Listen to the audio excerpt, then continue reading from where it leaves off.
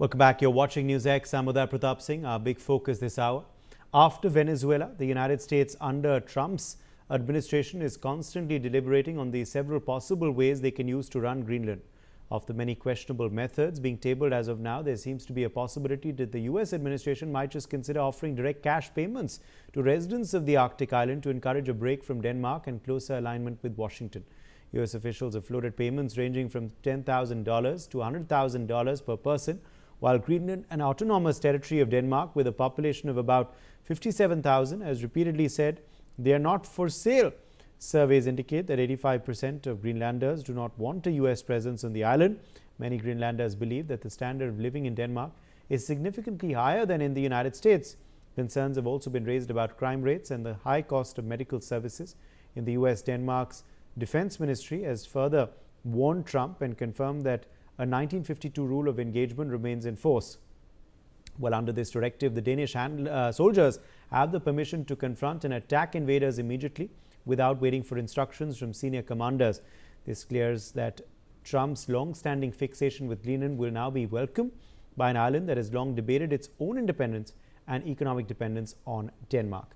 Joining us live, Ambassador Bhashwati Mukherjee, former diplomat. Andrew Latham, Professor of International Relations, is live with us from Minneapolis. Madhav Nalapat, Editorial Director of the Sunday Guardian, also joins us live. Keith Vaz, former UK Minister, is also joining us live on the broadcast from Dubai. Let me make a start with you first, Ambassador Mukherjee. What do you make of this now assertion that the US could resort to cash payments to residents of Greenland to try and win them over?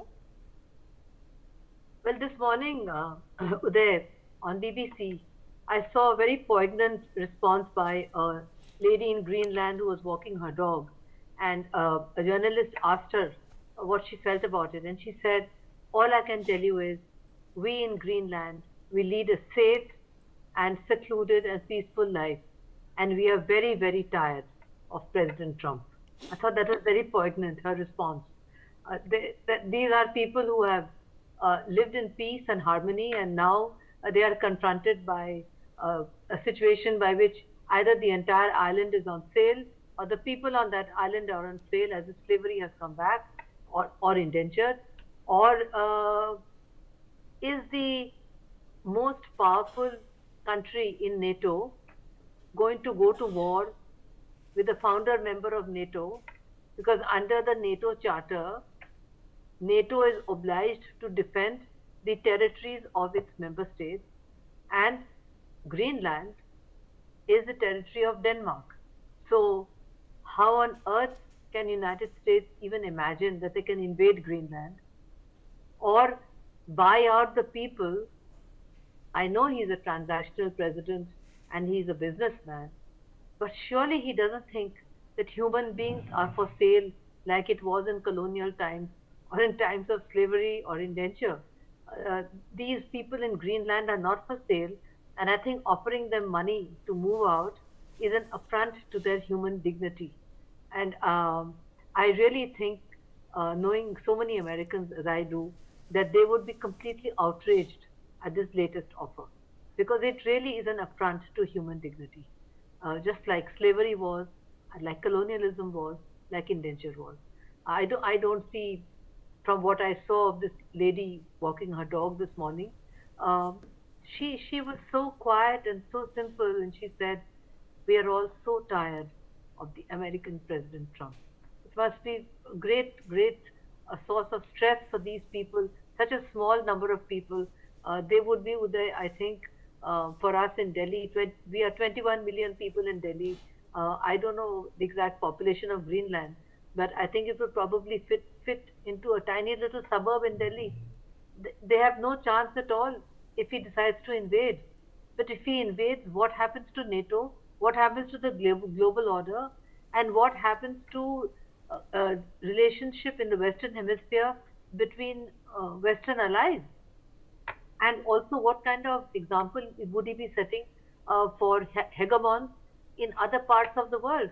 They would say, you've annexed Greenland, which you say is your backyard, or we are free to do the same in our backyard.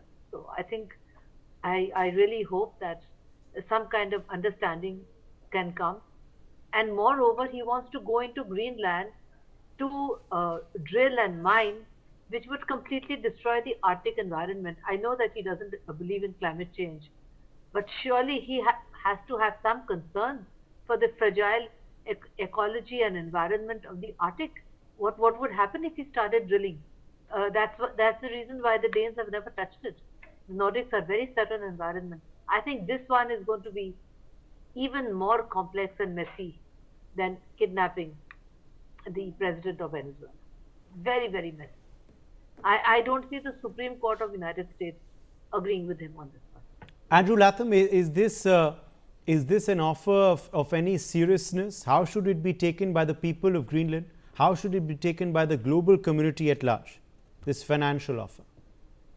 Right. Well, it's being discussed in a serious way, apparently, in the White House. It's not a formal proposal yet, but it's one of the four options that are on the table, and the best of which is the status quo. The United States already has a treaty with Denmark, which is the colonial power that administers Greenland. It has a massive base there, which fulfills all its military needs, and if they don't, they can expand the base under the terms of the treaty.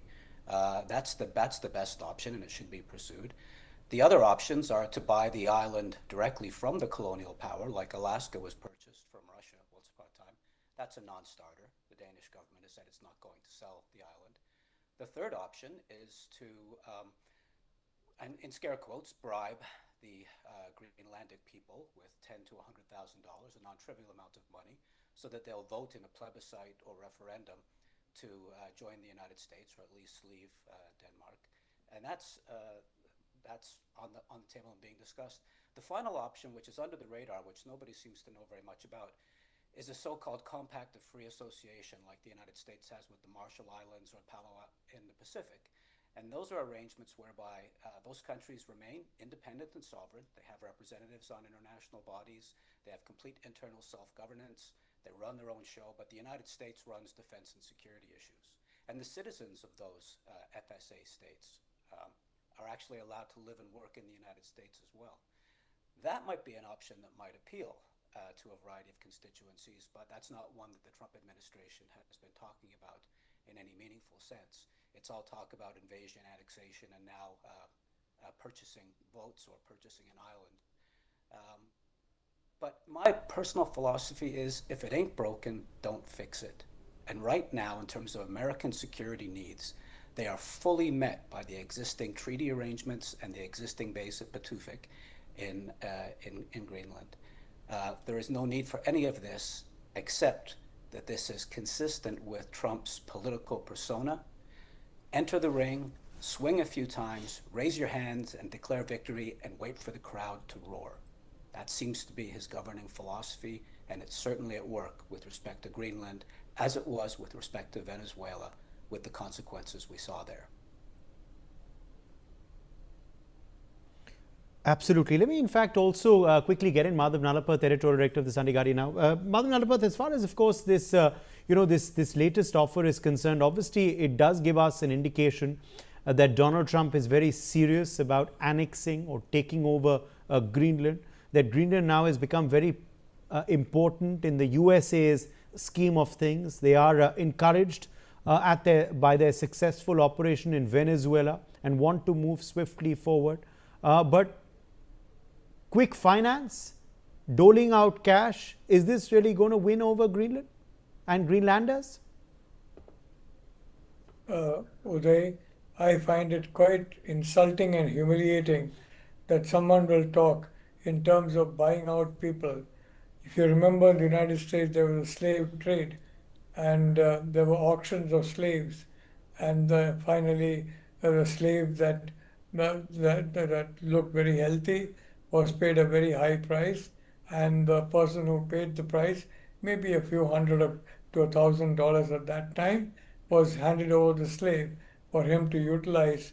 It's a human being, by the way, at will. Now, this kind of thing is reminiscent of that. I think Donald Trump would have been very comfortable in the Confederate States running a plantation with slaves, because I think he's used to that. The fact of the matter is that Denmark is not going to accept any one of those options that President Trump is offering them. They are simply not going to hand over control of Greenland, period. and the European Union, God forbid, launch a military attack on Greenland, that would mean the collapse and complete collapse of NATO and the end of that particular alliance.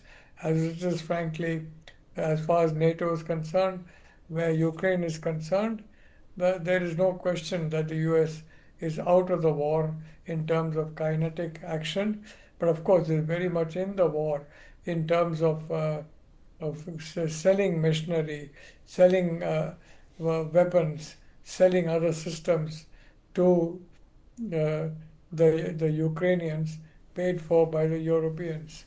So very honestly, this is a kind of a reminiscent of some past age, a very dark past age, and I don't believe that any price is going to work to persuade Denmark to hand over Greenland. Denmark, please remember, Greenland is important also as a space center. It's got among the world's highest space telescopes. It's a very important center for scientific research, and as has been pointed out, it's not a place where you should do what Trump says, drill baby drill, make as much money as you can. Probably some oil interests are behind this, heaven knows what interests are behind each of the actions of President Trump. All I can say is, as far as Venezuela is concerned, for example, he said that the entire money from all of the Venezuelan crude sales will flow through to United States designated channels, that is, channels designated by him. And heaven knows what these channels are. I mean, in the old days of colonialization, the local people were given about 20%, and the colonial people, the masters, took 80%. Trump is not satisfied with that.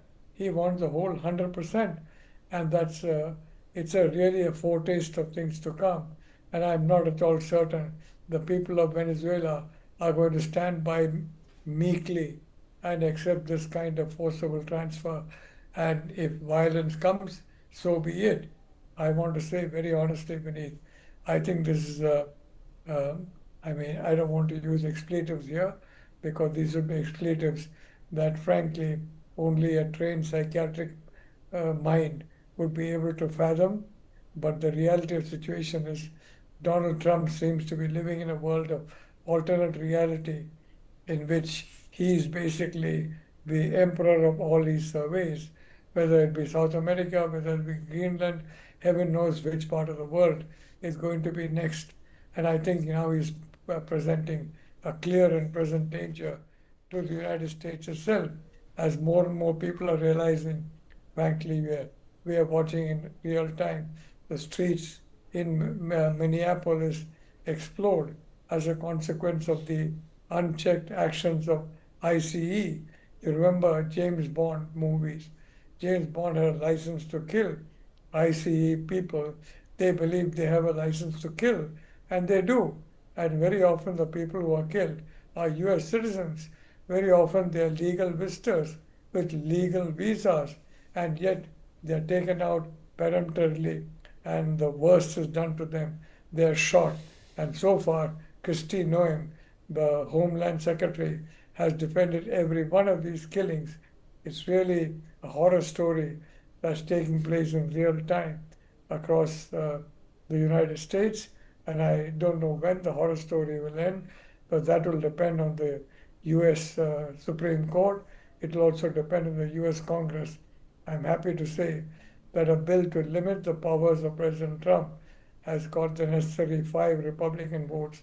So 5 people who are not cowards, moral cowards, and ethical cowards in the Republican Senate, probably more will join them.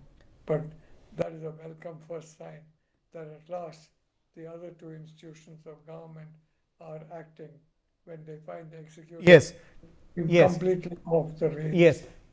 Kitwas, let me rope you in here for your perspective on on what the possible response now from Europe will be to this latest deal offer. Of course, the US president is a businessman before a politician. He believes in deals.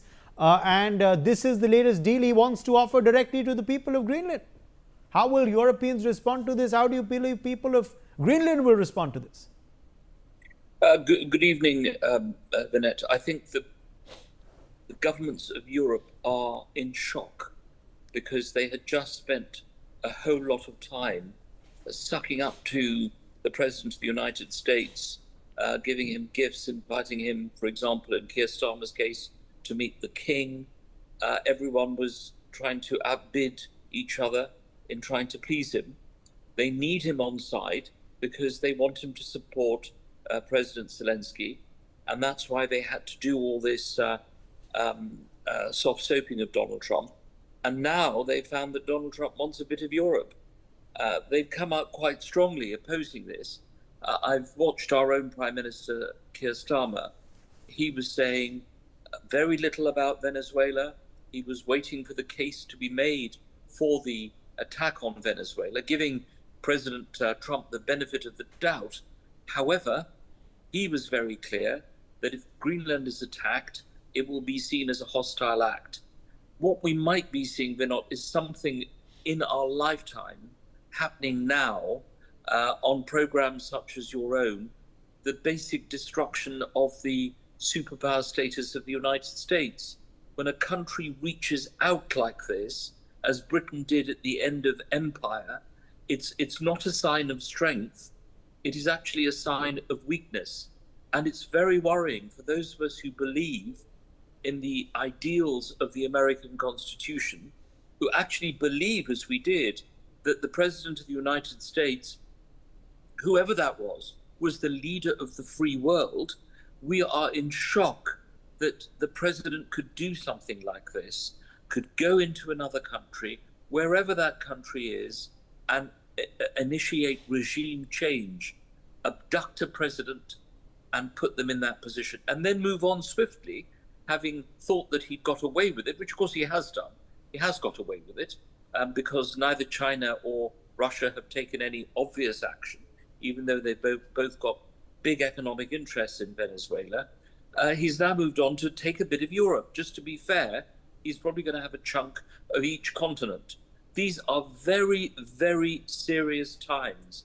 I do wonder, I have 2 children, I know others have children and grandchildren, what the future holds for them if this kind of political activity goes on for the next 3.5 years. And I can't wait till the midterm elections in November to see what the American people really think. Has the price of bread gone down? Is their cost of living crisis sorted? Do they allow this to happen? Because in the end, all regimes can only change democratically or violently through the work of their own people, except, of course, when another country decides to invade. As your commentators, Vinette, have said so many years, what Britain did to its colonies for years and years and years appears to be repeating itself now with the Americans saying... and this comes, of course, Ambassador Mukherjee, at a point when Greenlanders have been spoken to. Reportedly 85% of them do not want to go to the US. That's what surveys are indicating. And, one wonders how this price tag of $10,000 to $100,000 was calculated. How that, amount was brought about, how that was calculated, that's the price of a Greenlander.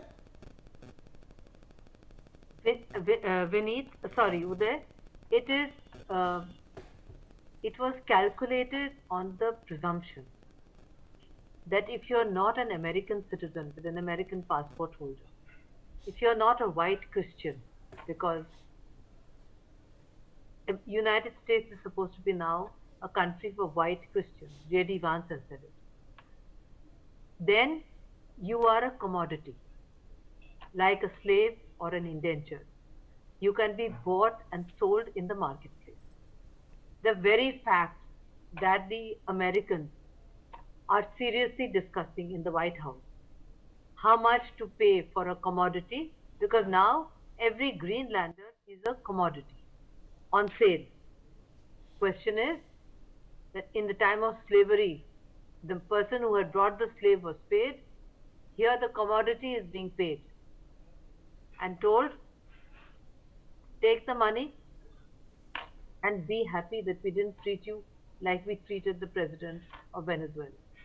That's because you are white and you are Christian, because they are white and Christian in Greenland. So they are being given money. When he will move on to other places on his agenda where the person may not be white or Christian, he may be much more tough, right? So here the issue is that it is extremely alarming that an American president with an constitution which has built-in checks and balances is on a rampage, and the constitutional checks on his power are clearly not functioning.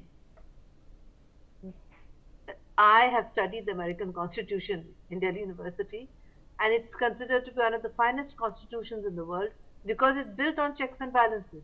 But where are those checks? There are no checks. He's doing what he likes. And I actually believe that if the Greenlanders reject this money, because they are very well off under Denmark's social welfare system, healthcare, etc., and the prices are not as expensive, suppose they reject it, he will use the military option.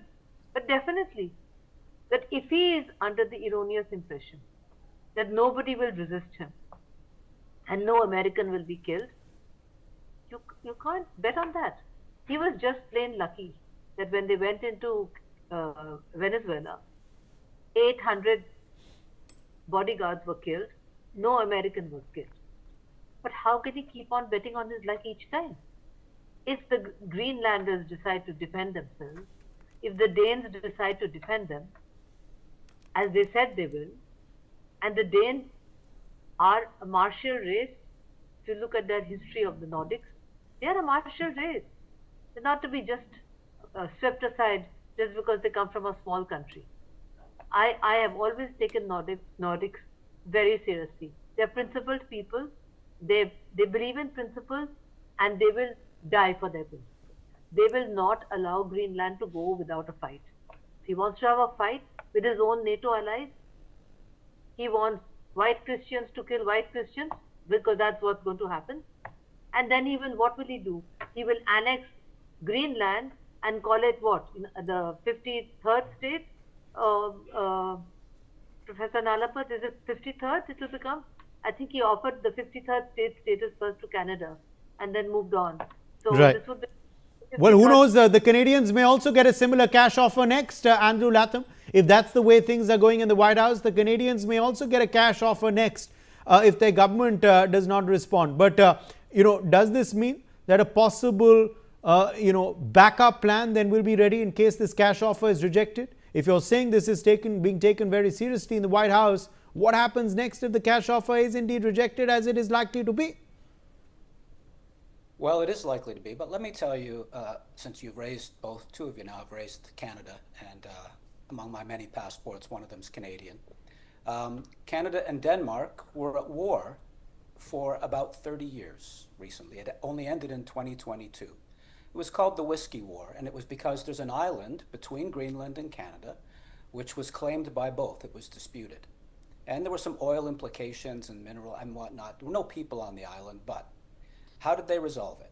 Every year, the Canadian Army landed on the island, raised the flag, sang the national anthem, and left a bottle of whiskey, and then left.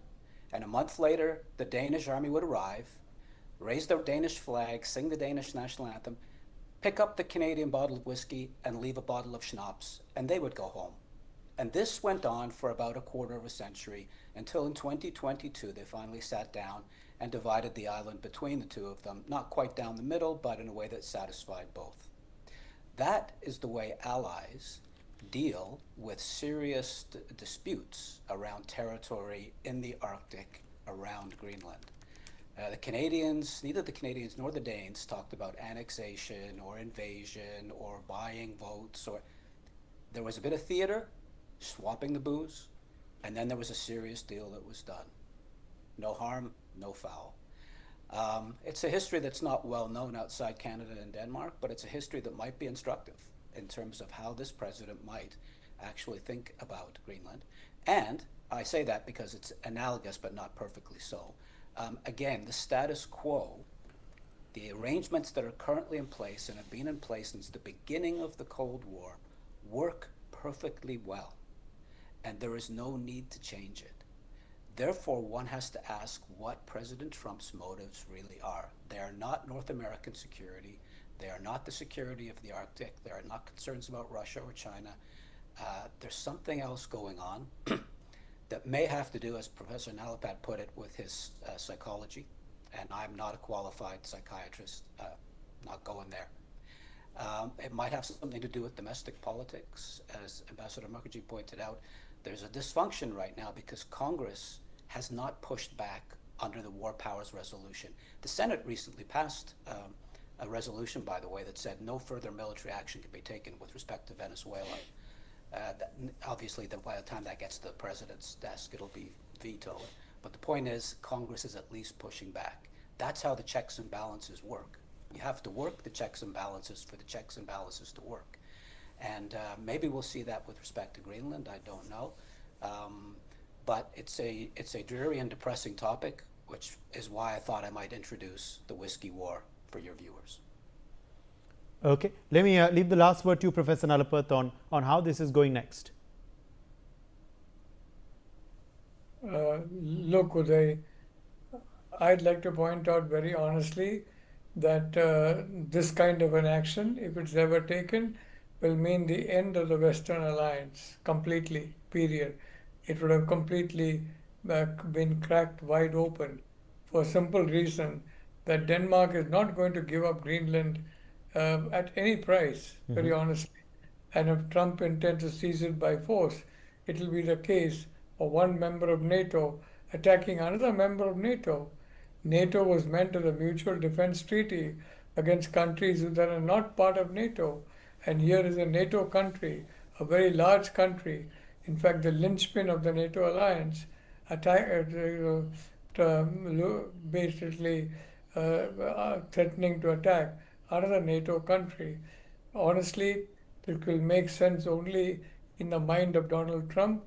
Geopolitics, frankly, I mean, in geopolitics, it's difficult to understand what his motivations are, except, of course, one thing is clear: money, the US dollar. In Venezuela, he now wants to basically ensure that the oil is flowing only to channels, as I said, controlled by him.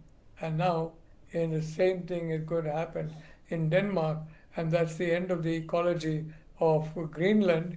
And very honestly, that will be a tragedy for the whole of Earth, because we're already suffering the effect of climate change, and it will be much, much worse were Greenland to meet this fate of Donald Trump mind. And Yes. that is drill, baby, drill. I would only like to say, Uday, I hope that the checks and balances in the U.S. Constitution kick in.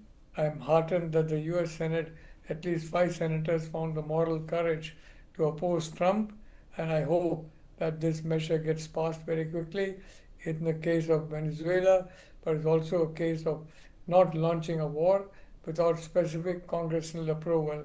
I think that kind of a measure by a veto-proof majority is essentially very necessary in the United States now to prevent some other insane adventure, military adventure by President Trump. I mean, Venezuela, this is an operation of kidnapping. It's not the takeover of a country. You saw what happened in Vietnam when they sought to take over an entire country. Well, Venezuela will also have the same situation. People must be arming themselves now as Okay. we speak, and to resist what they believe will be Yes. an imminent American invasion. The sooner President Trump has got limits to his power, and very honestly, the sooner he is removed from power by impeachment Okay. by U.S. Congress, or or the other means recommended Okay. in the Constitution, the better for the U.S., and the better for the whole world. Okay. Thank you. My thanks to all of our guests for joining us. Let's slip into a very short break. We've run out of time. Much more coming up on the other side. Stay tuned to NewsX.